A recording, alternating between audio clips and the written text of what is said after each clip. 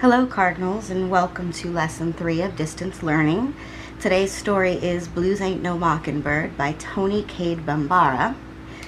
This overarching topic of this piece is how important is self-respect.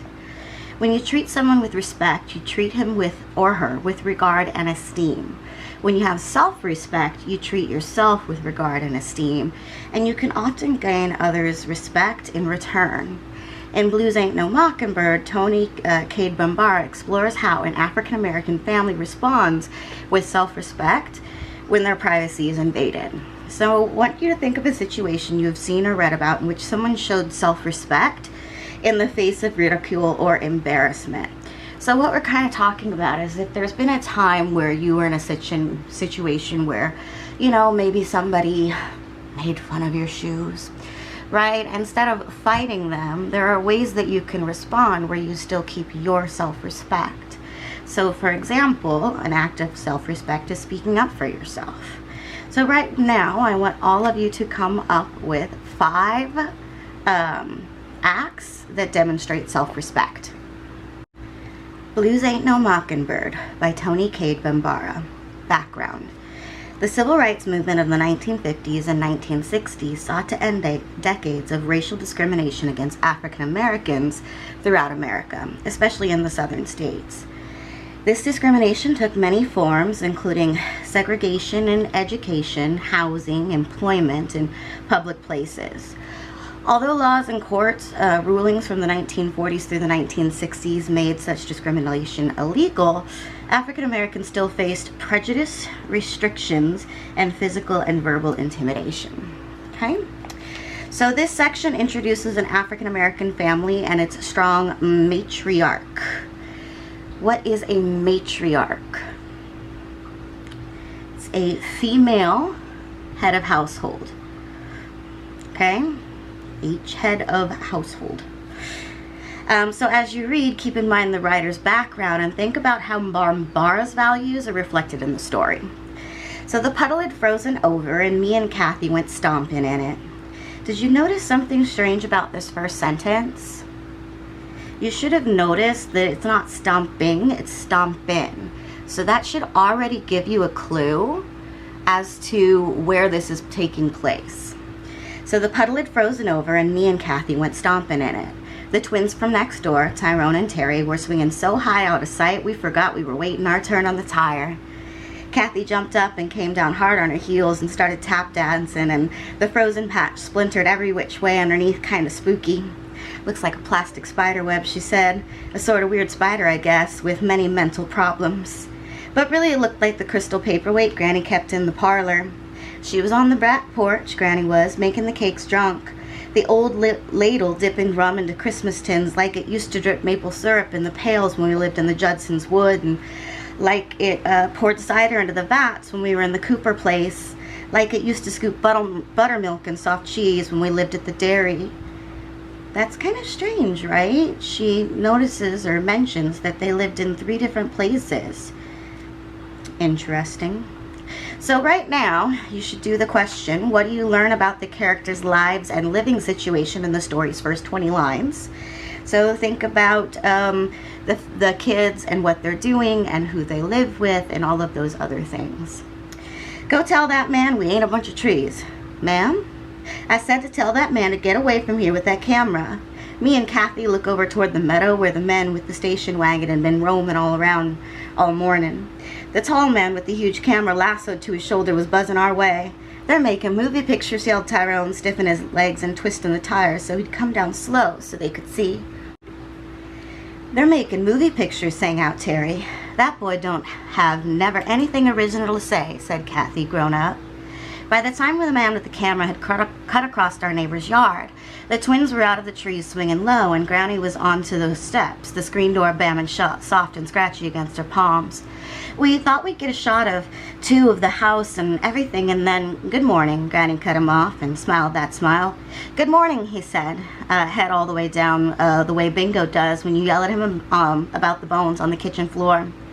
Nice place you got here, Auntie. We thought we'd take a... Did you? Said Granny with her eyebrows. Kathy pulled up her socks and giggled. Please note the footnote here. If you go all the way down to the bottom of the page, it says that auntie is a derogatory term of address once used commonly for black women in the South. What does it mean if something is derogatory?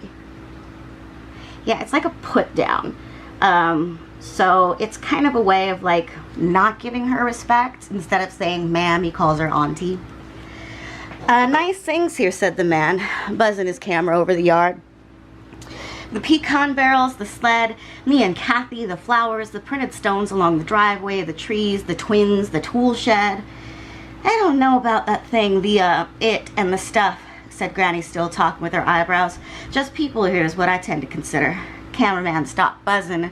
Kathy giggled into her collar.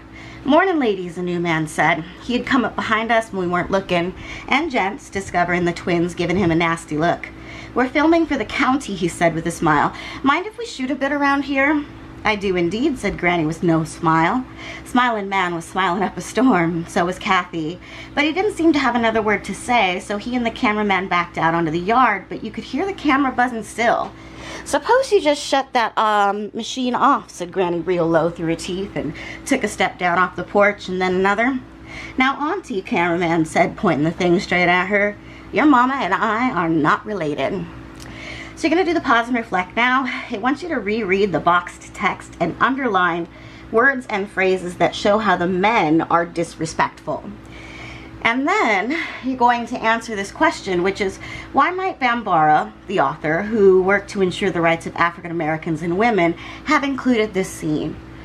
What is the author's purpose in having these men come out and call Granny auntie? So Smiling Man got his notebook out and chewed up pencil. Listen, he said, moving back into the yard.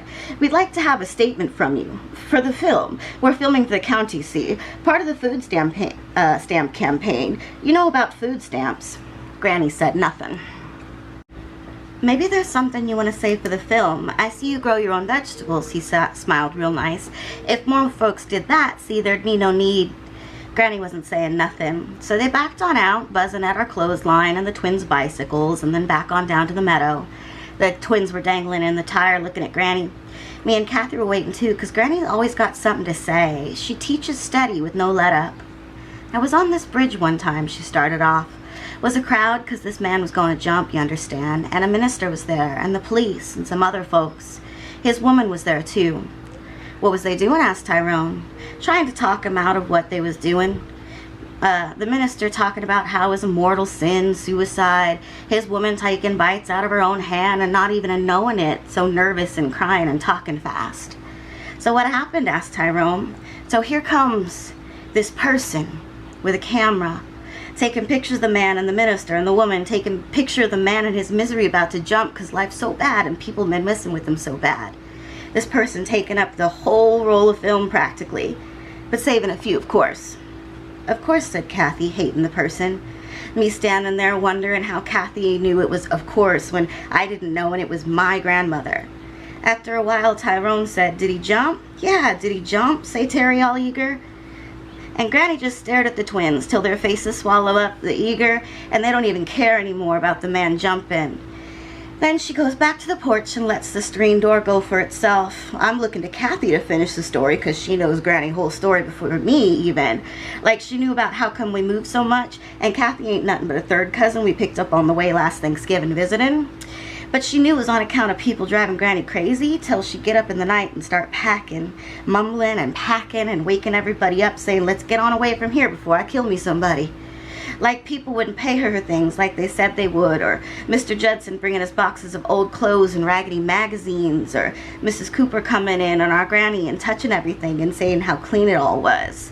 Granny going crazy and Granddaddy Kane pulling her off of people saying, now come, Cora. But next day, loading up the truck with all the rocks in his jaw madder than Granny in the first place. I know I went ahead a little, but that's because I want to talk about something on this past page. So what we're looking at first is this question at the top that says, what is the men's purpose for making the film? And why are they especially interested in filming Granny's garden? You're going to actually have to go back to the previous page. He makes a mention of something. They're working for the county doing something. And that would be also why Granny's garden would be so important. And then you have this story here that is the test smart question. And what it says is, from Granny's story about the man on the bridge, you can infer that she wants to teach a lesson about, and there's these 4 answers. You have to infer. That means you have to make an educated guess. I am going to post an optional enrichment activity relating to this question, Granny's story, and a poem that I'm going to post online. So keep a lookout. That will be the second optional enrichment story for week 1. All right, before we move on to reading again, we have this clarify question. Why does the narrator's family move so often? You have 3 options, and you would have to go back and read a little bit to answer this question. I read a story once, said Kathy, sounded like Granny Teacher, about this lady Goldilocks who barged into a house that wasn't even hers and not invited. You understand? Messed over the people's groceries and broke up the people's furniture, had the nerve to sleep in the folks' bed. Then what happened? Asked Tyrone. What they do, the folks, when they come into all this mess. Did they make her pay for it? Asked Terry, making a fist. I'd have made her pay me. I didn't even ask. I could see Kathy, actress, was likely to just walk away and leave us in mystery about the story, which was, I heard about some bears. Did they throw her out? Asked Tyrone, like his father sounds when he's been extra nasty plus to the washing machine man.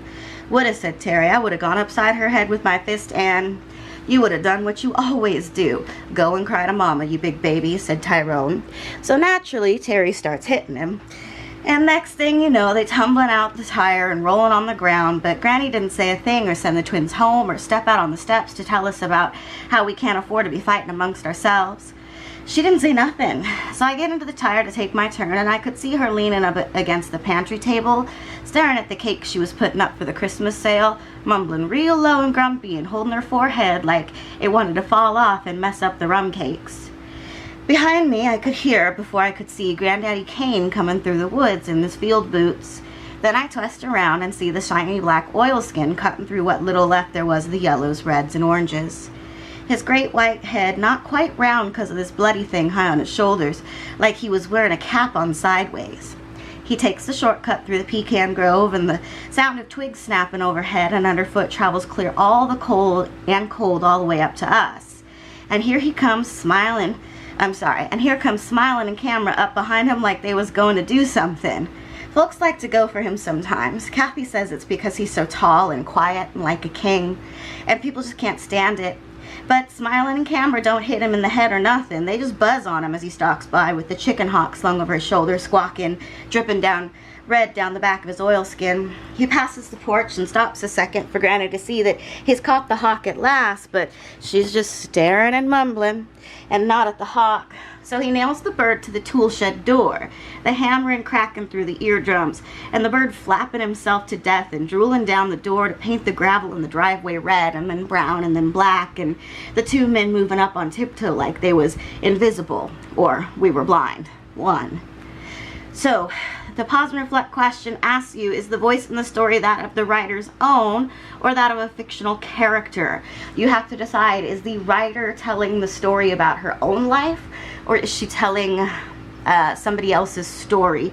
And what does that voice reveal about the writer's beliefs? So this person that is talking, what do they actually show you about what the author, Bambara, believes? Get them persons out of my flower bed, Mr. Kane, said Granny, moaning real low like at a funeral. How come your grandfather calls her husband Mr. Kane all the time? Tyrone whispers loud and noisy and from the city and don't know no better. Like his mama, Miss Myrtle? Tell us never mind the formality, as if we have no breeding than to call her Myrtle, plain. And then this awful thing. A giant hawk comes wailing up over the meadow, flying low and tilted and screaming, zigzagging through the pecan grove, breaking branches and hollering, snapping past the clothesline, flying every which way, flying into things, reckless and crazy. He's come to claim his mate, said Kathy fast, and ducks down. We all fall quick and flat on the gravel driveway, stones scraping at my face. I squinch my eyes open again at the hawk on the door, trying to fly up out of her death like it was just a sack flown on into by mistake. Her body holding her there on that nail, though, the mate beating the air overhead and clutching her for hair, for heads, for landing space. The cameraman ducking and bending and running and falling, jiggling the camera and scared, and smiling, jumping up and down, swiping at the huge bird, trying to bring the hawk down with just his raggedy old cap. Granddaddy came straight up and silent, watching the circles of the hawk, then aiming the hammer off his wrist. The giant bird falling silent and slow. Then here comes Cameron, smiling all big and bad now that the awful screeching thing is on its back and broken. Here they come. And Granddaddy Kane looks up at them like it was the first time noticing, but not paying them too much mind, 'cause he's listening. We all listening to that low groaning music coming from the porch. And we figure any minute, something my back tells me, any minute now, Granny gonna bust through that screen with something in her hand and murder on her mind. So Granddaddy say above the buzzing, but quiet, "Good day, gentlemen."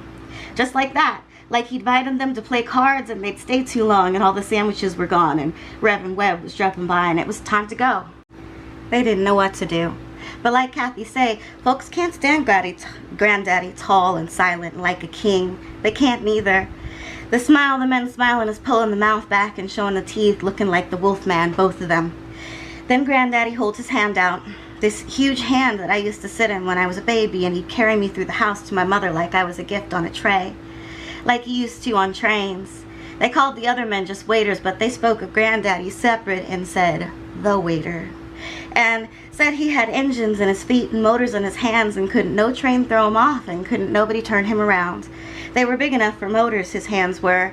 He held that one hand out all still and it getting to be not at all a hand, but a person in itself. He wants you to hand him the camera, smiling whispers to camera, tilting his head to talk secret like they was in the jungle or something and come upon a native that don't speak the language. The men start untying the straps and they put the camera into that great hand speckled with the hawk's blood, all black and crackly now.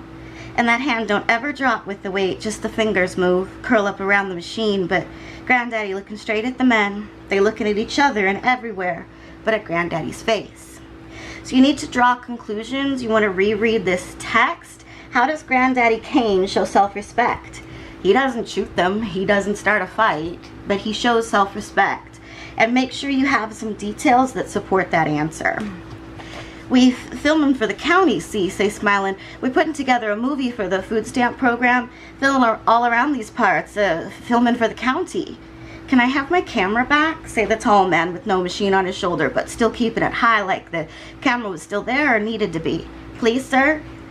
Then Granddaddy's other hand flies up like a sudden and gentle bird, slaps down fast on the top of the camera and lifts off half like it was a calabash cut for Sharon.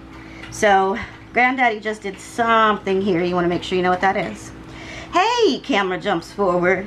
He gathers up the parts into his chest and everything and rolling and falling all over. What you trying to do? You'll ruin the film. He looks down into his chest of metal reels and things like he's protecting a kitten from the cold. You stand in the Mrs. Flower bed, says Granddaddy. This is our own place. The two men look at him and then at each other and then back at the mess in the cameraman's chest and they just back off. One saying over and over all the way down to the meadow, "Watch it, Bruno. Keep your fingers off the film."